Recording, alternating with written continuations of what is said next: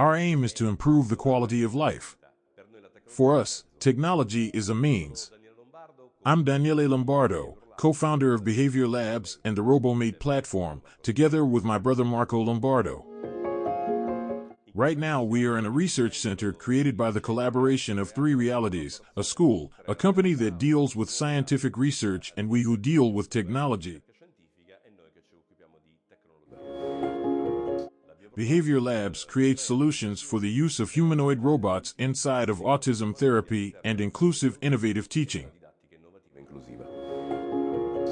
morning, Pepper. Hello. Our story, by ours I mean mine and my brother's, that we are the two creators and founders, was born 9 years ago almost by chance. We have always been in love with humanoid robots. We managed to buy the first humanoid robot in a facilitated way. And at that point a world opened up for us, a world of applications. We understood that that technology was precisely a means, but we didn't have an end yet, and we wanted a noble, social, and concrete end. Having also had family experiences with autism, which is a theme that has always struck and fascinated us, because it is a mysterious world, we tried to understand if these two mysterious worlds could converse, but in a scientific and concrete way.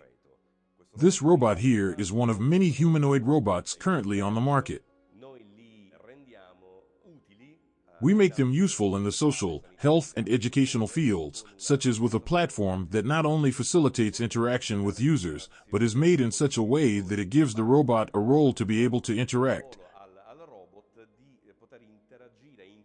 intervene on learning and on children's behavior in order to improve the quality of life. Okay, perfect answer. Bravissima. The paradigm behind it is that of doll therapy, which was born in the 50s to stimulate the affectivity and interaction of both subjects with autism and patients with Alzheimer's and senile dementia.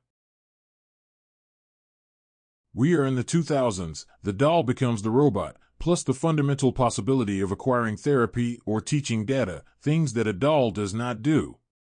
Furthermore, the robot is highly predictable in subjects with significant autism and therefore becomes a training ground as a step towards interaction with human beings. Slowly, I remove the robot just to facilitate interaction with human beings.